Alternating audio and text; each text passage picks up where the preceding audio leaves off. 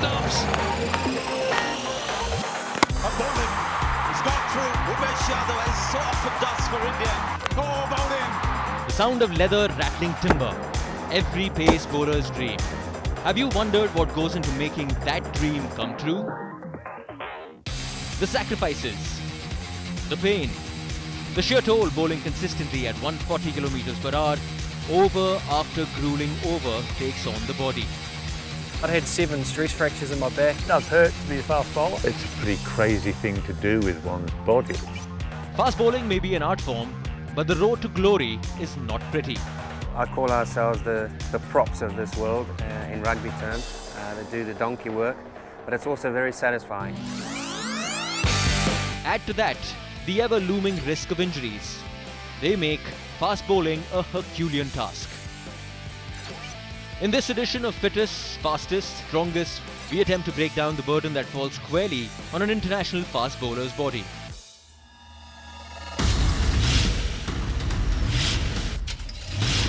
It begins with the all-important run-up, the key source of a bowler's rhythm. Oh, that this time maybe.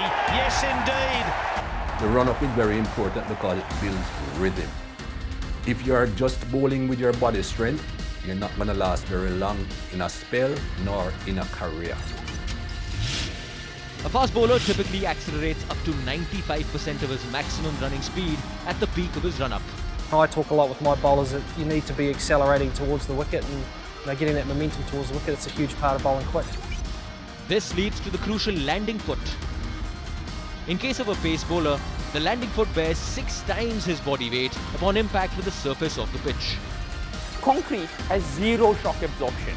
A turf pitch has 30% shock absorption and grass has 75% shock absorption. So you can get an indication of a bowler running in continuously on a hard rolled pitch. What the shock absorption is very minimal and the stress is extremely variable. This happens every time a pacer delivers the ball, which means the likes of Mohammad Shami and Umesh Yadav have to endure this and recover in time to bowl the next delivery, ball after ball. To be able to bowl fast for a sustained period of time, you need to be extremely fit, you need to be technically efficient. So being fit and being technically efficient would help you to bowl fast over a sustained period of time.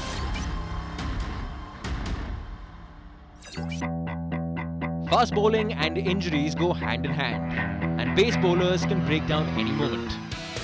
Just see when he landed, he just pulled up and grabbed the back of his leg straight away, right at the top there, his hamstring.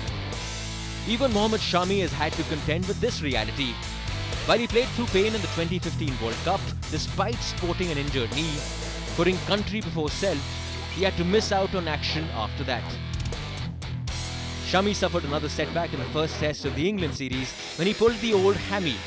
Thankfully, it was nothing serious. What can be really serious are injuries to the lower back.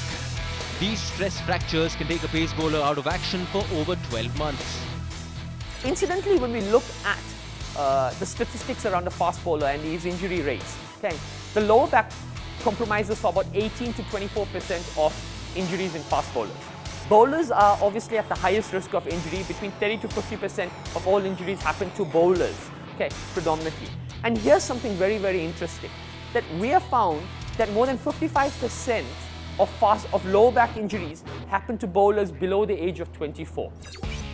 As age catches up, a quick bowler has to contend with side strains, ankle and hamstring injuries, and of course, career-threatening degenerative knee condition.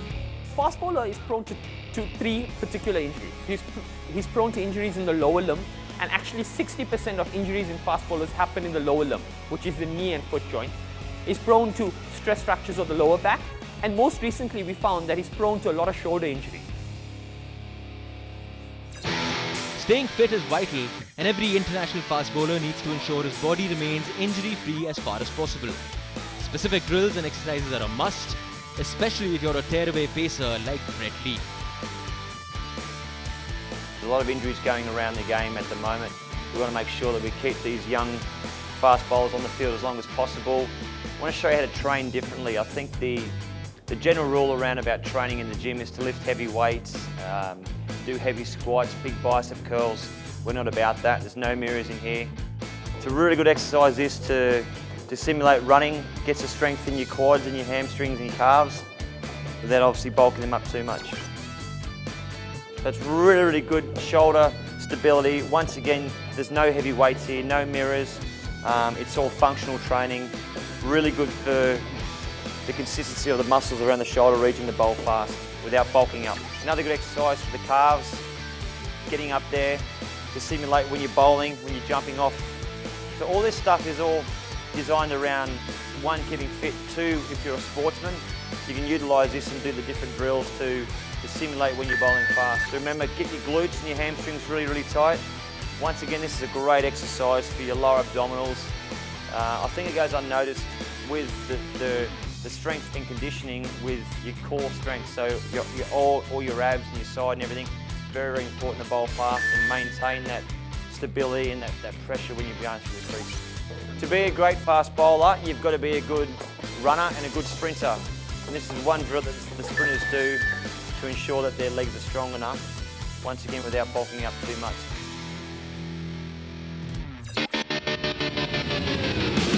Another key aspect of pace bowling is recovery. It takes just one wrong move to end a career. Rest and rehabilitation are a must, especially when injuries are serious. The reason I'm saying it's the most neglected component is because right now we're starting to shed a lot of light on that. But over the last 10 years, emphasis was placed on training. So you found cricketers going to the gym, lifting heavy weights, you found them doing their runs, doing their sprints, but not enough time was spent on recovery. Probably one of the most critical areas of recovery that I found most athletes make a mistake on is sleep. If you're a professional cricketer, you need to be getting a minimum of 10 hours of sleep because you are spending 8 hours on a field. And the less you sleep, the higher your risk of injury is. Fast bowling is clearly not for the faint-hearted. Given the risks and challenges involved, coupled with a packed playing schedule, pace bowlers have to bear a huge burden. There he is, the swing and a miss from Bruce Martin. They dictate which direction that test match is going to go. So the next time a fast bowler shatters the stumps with the red cherry, spare a thought for all the joints and muscles that have been broken and torn in creating that one magical moment. Oh, he knocked him over. This is the line that Sean Pollock was talking about.